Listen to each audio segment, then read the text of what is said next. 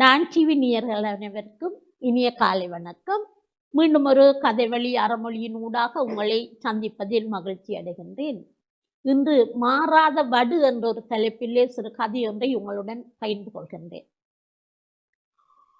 ஒரு கிராமத்திலே பெற்றோர்களுக்கு செல்லப்பிள்ளையாக அருண் வாழ்ந்து வந்தான். அருண் சரியான முட்கோபக்காரன் மட்டுமல்ல, ஏனையவர்களை எந்த நேரமும் துன்பத்துக்கு ஆழ்த்தி கொண்டிருப்பான்.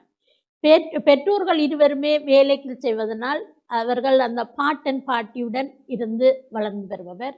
அவர்கள் கொடுத்த செல்லமும் இவருடைய அந்த முட்கோபமும் இன்னும் தீவிரமாகி எல்லோரையும் டப்பண்டு மனநோக பண்ணுகிற ஒரு திறன் இந்த இவரிடம் காணப்பட்டது. இதனால் பெற்றோர்கள் கவலை அடைந்தார்கள். ஆகவே அந்த ஒரு பெரியவரிடம் சென்று இதற்கு என்ன செய்யலாம் என ஆலோசனை கேட்கின்றார்கள். அப்போது அவர்களிடம் ஒரு பொதியிலே கொஞ்சம் ஆணிகளை கொடுத்து அனுப்புகின்றார். அவர் அந்த கோபம் வரும் பொழுது அந்த ஆணிகளை சுவரில்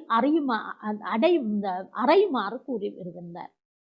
ஆகவே இவர் என்ன செய்கின்றார் என்றால், கோபம் வரும்போது அந்த ஆணிகளை போய் அறைகிறார். முதல் அறையைக்கு 1, 4, 5, 6, 7, 8 என்று சொல்லி அவருடைய அந்த கோபம் தீரக்கூடிய அளவுக்கு அடிக்கின்றார். நாளாக அவர் அந்த ஆணி அறைகிற வீதம் குறைவாக வருகின்றது. 8 அடித்தவர் 6, 5, 4, 3 அப்படியே குறைந்து கொண்டு வரும்போது ஒரு கட்டத்திலே அவர் தன் தந்தையிடம் கூறுகிறார், அப்பா, இப்பொழுது எனக்கு கோபம் குறைந்து விட்டது. நான் இப்பொழுது எனக்கு அந்த முன்பு மாதிரி கோபம் கொள்வதில்லை. இனி நான் அந்த ஆணியும் முடிந்து விட்டது. ஆகவே தந்தையார் சொல்கின்றார், ரைட், உனக்கு நேரம் கிடைக்கும் நேரங்களில் நீ எப்பொழுது நீ சந்தோஷமாக இருக்கிறதாக கருதுகிறியோ அந்த நேரத்திலே ஒவ்வொரு ஆணியாக கலட்டி விடுன்னு சொல்கிறார்.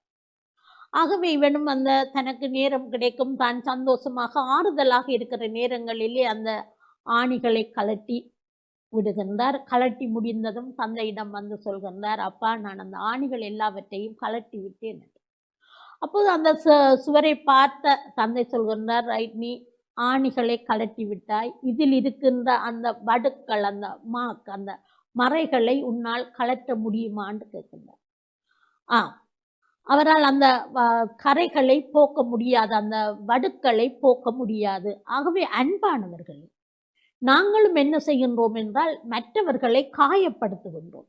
அந்த கொட்டுகின்ற வார்த்தைகளை ஒருபோதும் திருப்பி அள்ள முடியாது. அதே போலதான் அந்த அருண் சுவரிலே அடைந்த அந்த ஆணிகளுக்கான அடையாளங்களை அவரால் அழிக்க முடியாது. அந்த நேரத்தில் கோபம் வரும்போது அவர் அதை அறைந்த போது ஏற்பட்ட அந்த காயங்களை பாருங்கள். அதே போலதான் நாங்களும் கோபம் வரும்போது மற்றவர்களை நாங்கள் பேசும்போது அவர்களுடைய மனங்கள் எவ்வளவு வேதனைப்படும், பாடுபடும் என்பதை நாங்கள் உணர வேண்டும்.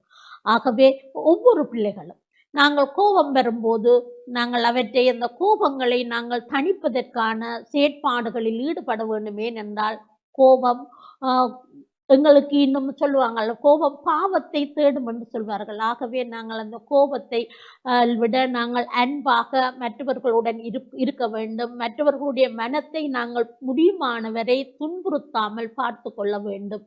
ஏனென்றால் நாங்கள் போட்டதை திரும்ப ஒரு நாளும் கொட்டிய வார்த்தைகளை திருப்பி அள்ள முடியாது. ஆகவே நாங்கள் எல்லோரும் இந்த உலகத்திலே சிறிது காலம் வாழப்போகின்றோம். அந்த காலத்தில் நாங்கள் மற்றவர்களை நேசிப்போம், அன்பாக இருப்போம் என்று கூறி இந்த இனிய வாய்ப்புக்கு நன்றி கூறி விடைபெறுகிறேன். நன்றி.